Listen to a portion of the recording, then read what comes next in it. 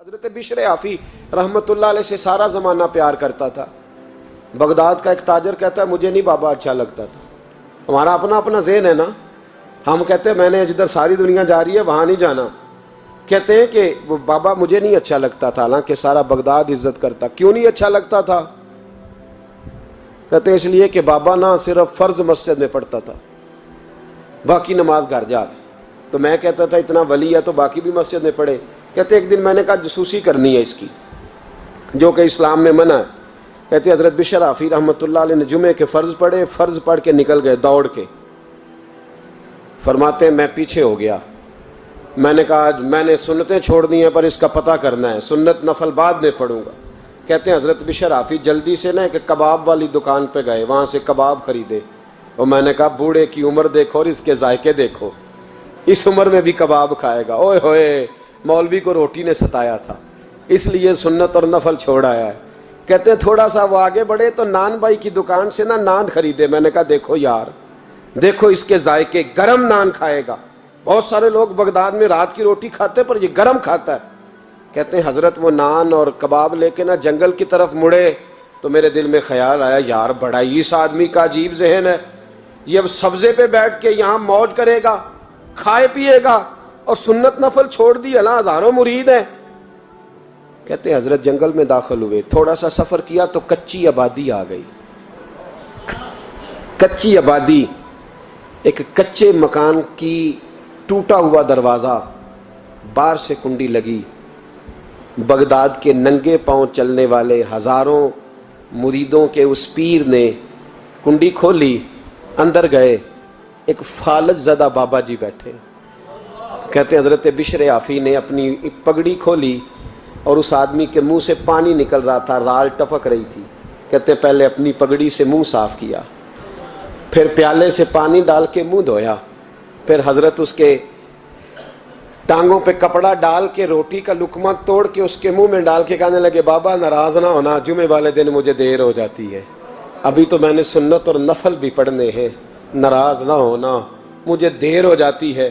کہتے ہیں وہ بابا رو پڑا اور کہنے لگا بشر یار 14 سال ہو گئے تو روز آتا ہے، 14 سال، یہ 1 صدی کا قصہ ہے، 2-4 برس کی بات نہیں، 14 سال سے تو روز آتا ہے، میں پتہ نہیں کب تک لاش بنے پڑا رہوں گا، تو کب تک آئے گا؟ حضرت بشر آفی نے بابے کے آنسو پوچھ کے کہا بابا فکر نہ کر، آج کے بعد یہ جملہ نہ کہنا کہ تو میرے لیے بوجھ ہے۔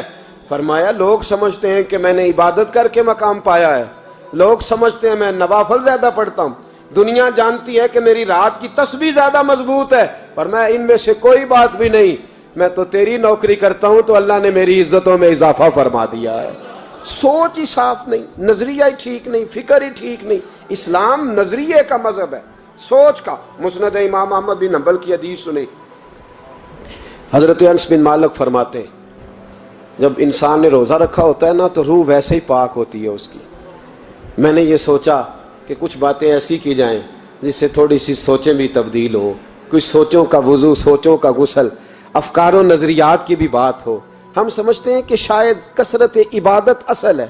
اقبال کہتے ہیں یہ ذکر نیم شبی، یہ مراقبے، یہ سرور، تیری خودی کے اگر نگہباں نہیں تو پھر کچھ بھی نہیں ہے، تیری خودی کے اگر، اور پھر عام چیز نہیں کہا یہ ذکر نیم شبی، سویرے سحری کا ذکر، یہ مراقبہ، یہ جو تو گھنٹوں اللہ کی یاد میں بیٹھا رہتا ہے، یہ سرور، کہتے ہیں بے کیف عبادت نہیں، سرور والی، یہ ذکر نیم شبی، یہ مراقبے، یہ سرور، تیری خودی کے اگر نگہباں نہیں، اگر تیرے نظریے کو نہیں بدل سکے، تیری سوچ نہیں بدل سکے، تیرا ایمان مضبوط نہیں کر سکے، تیری خودی کے اگر نگہباں نہیں تو پھر کچھ بھی نہیں۔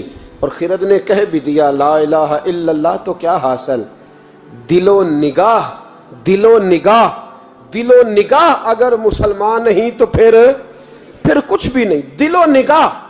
اقبال کہتے ہیں ایک دل کا کلمہ پڑھ، دوسرا نظر کا کلمہ پڑھ، ان پہ پابندی لگا۔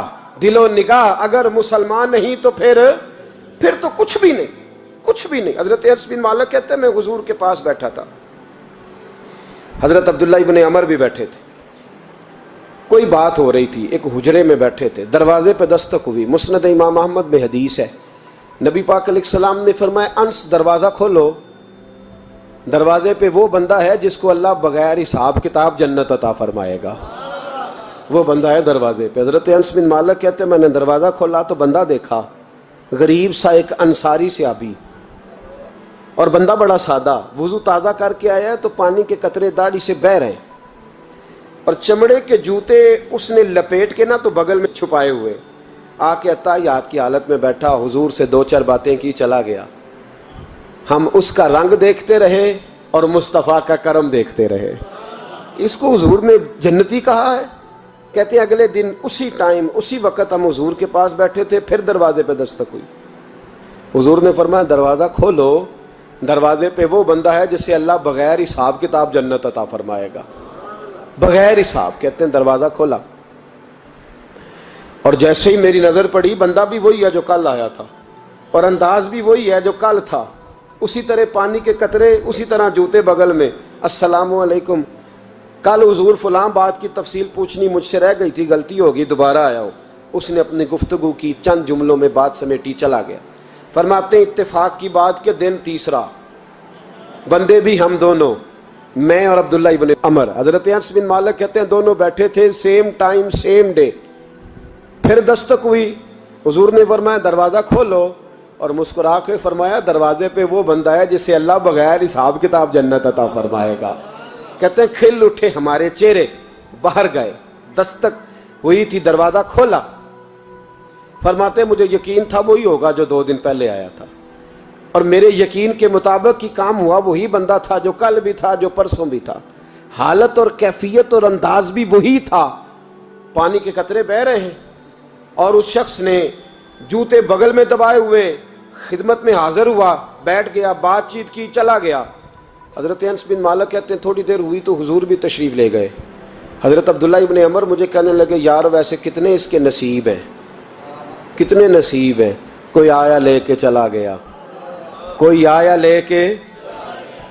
لے کے چلا گیا، کوئی عمر بھر بھی نہ پا سکا، میرے مولا تجھ سے گلہ نہیں، یہ تو اپنا اپنا نصیب ہے، یہ تو اپنا اپنا، اور نہ کسی کے حال پہ طنز کر، نہ کسی کے غم کا مذاق اڑا، وہ جسے چاہیں جیسے نواز دے، یہ مزاج لطف رسول ہے صلی اللہ تعالی علیہ وسلم۔ کہتے ہیں ہم لوگ گفتگو کرنے لگے، عبداللہ ابن عمر مجھ سے کہنے لگے یار ویسے پتہ کرنا چاہیے یہ کون سا عمل کرتا ہے، پتہ کرنا، جیسے ہم نہیں پتہ کرتے کہ یہ بندہ بڑا چمک گیا، پتہ کرو کون سا کاروبار کرتا ہے، ذرا اس کی جاسوسی تو کرو۔ اور بندے بھی بڑے سمجھدار ہیں، وہ سائیڈ بزنس نہیں بتاتے، وہ کہتے ہیں وہ جو میرا علیحدہ ہے وہ نہیں بتانا، کہیں یہ نہ شروع کر لے۔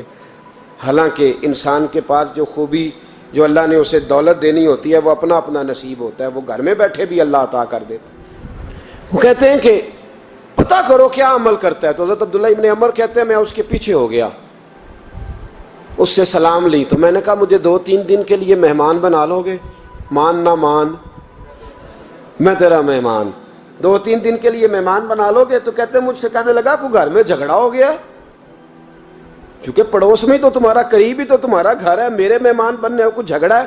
تو میں نے کہا چلو ایسے ہی سمجھ لو، پر مجھے مہمان بنا لو۔ کہتے ہیں میں 3 دن اور 3 راتیں اس شخص کے ساتھ رہا، وہ کتنا صدقہ کرتا ہے میں نوٹ کرتا رہا، نماز کتنی پڑھتا ہے، اس کا کیا، میں چاہتا تھا کہ وہ عمل مجھے ملے، اس کی برکت سے مصطفیٰ نے اسے 3 مرتبہ جنتی فرمایا ہے، تاکہ وہ کیفیات مجھے بھی ملیں۔ حضرت عبداللہ ابن عمر کہتے ہیں کہ میں نے کوئی خاص چیز نہیں دیکھی، وہ عشاء پڑھتا تو فجر تک بستر پہ کروٹیں لیتا، اور میں الحمدللہ اٹھ کے تہجد بھی پڑھتا، نوافل بھی پڑھتا۔ کہتے ہیں وہ 1 سپارہ پڑھتا، میں 3 پڑھتا۔ فرماتے اس نے 3 دنوں میں کھجور بھی صدقہ نہیں دی، کہ کھجور بھی، اور میں نے بڑے بڑے غریبوں کی مدد کی۔ میں کہنے لگا کہ عمل تو میرا زیادہ ہے اس سے، پھر خوبی کیا ہے؟ خاص توجہ کرنا، اسلام اور دین کا جو فکری اساس، جو فکری اساس ہمیں صحابہ نے دی۔ حضرت عبداللہ ابن عمر کہتے ہیں میں نے تیسرے دن اسے کہا بھائی اللہ تیرا بھلا کرے، تو نے بڑی خدمت کی، میں نے جانا ہے میرا کوئی جھگڑا نہیں ہوا تھا، میں تو بس تیرا عمل دیکھنے آیا تھا کہ تو عمل کیا کرتا ہے۔ تو وہ صحابی کہتے ہیں مجھے کہنے لگے یار تو میرا عمل دیکھنے آیا تھا، مجھے بتا تو صحیح کیا نے، اور کیوں دیکھنے آیا میرا عمل، تجھے کیا ضرورت پڑی میری جاسوسی کی؟ تو کہتے ہیں مجھ سے جب اس نے سوال کیا تو میں نے اس کو کہا بھائی تو 3 دن آیا نا ہم بیٹھے ہوئے تھے؟ کہا ہاں میں آتا رہا ہوں۔ کہا 3 دن نبی پاک نے فرمایا اللہ تجھے بغیر حساب کتاب جنت عطا فرمائے گا۔ تو میں چاہتا تھا کہ میں ذرا جاسوسی کروں، ذرا دیکھوں، کھوج لگاؤں کون سا ایسا عمل ہے، آپ بھی ذرا دھیان دیجئے گا، کون سا ایسا عمل ہے، حالانکہ تو عشاء پڑھتا ہے اور اٹھ کے فجر پڑھتا ہے، میں تہجد بھی پڑھتا ہوں، تیرا سپارہ 1 ہے میرے 3 ہے، کون سا ایسا عمل ہے جس کے سبب تجھے جنت ملے گی؟ کہتے ہیں وہ صحابی کہنے لگے یار کوئی ایسا عمل نہیں، کوئی شے نہیں، میں اس قابل ہی نہیں، من نانم کے من دانم، جو میں ہوں مجھے پتا ہے۔ کہا پھر کوئی بات تو ہوگی، تیری مہربانی بتا دے، میں نے 3 دن 3 راتیں محنت کی ہیں، بتا دے۔ کہتے ہیں وہ کہنے لگے اگر تجھے بتاؤں نا تو پھر سن، میں جب رات کو سوتا ہوں تو اپنے دل پہ نظر ڈالتا ہوں، اور سویرے جب اٹھتا ہوں تو پھر اپنے دل پہ نظر ڈالتا ہوں، موبائل پہ نہیں، کنجی پہ نہیں کہ چابیاں کدھر ہیں، بٹوے پہ نہیں، میں رات کو سوتے ہوئے بھی اپنے دل پہ نظر ڈالتا ہوں، سویرے اٹھتے ہوئے بھی میں سب سے پہلے اپنے دل پہ نظر ڈالتا ہوں۔ فرماتے ہیں الحمدللہ میرے دل میں کسی کا حسد نہیں ہے، کسی کے بارے میں کوئی کینہ نہیں ہے، کوئی کسی کے بارے میں میل نہیں، میں اللہ کے ہر بندے کے بارے میں سوچ، نظریہ، فکر اچھی رکھتا ہوں۔ اور فرمایا میں تیرے بارے میں بھی عبداللہ یہی سوچتا ہوں کہ تو مجھ سے زیادہ نیک ہے۔ الحمدللہ اس وقت بھی میرا ذہن یہ ہے کہ انس بن مالک مجھ سے زیادہ پرہیزگار ہے، اس وقت بھی میری سوچ یہ ہے کہ محبوب کے سب صحابہ میں سب سے کمزور میں ہی ہوں۔ نابد عبداللہ ابن عمر کہتے ہیں میں نے اس کا ہاتھ چوما، میں نے کہا سمجھ آ گئی ہے، تیرا نظریہ، تیری سوچ پکی اور سچی مسلمان ہے، تو دل اور روح کا مسلمان ہے، تو نظر اور روح کا مسلمان ہے۔ یہ سبب ہے کہ اللہ کے رسول نے زمین پر چلتے ہوئے بھی تجھے 3 دفعہ جنت کی بشارت عطا فرما دی۔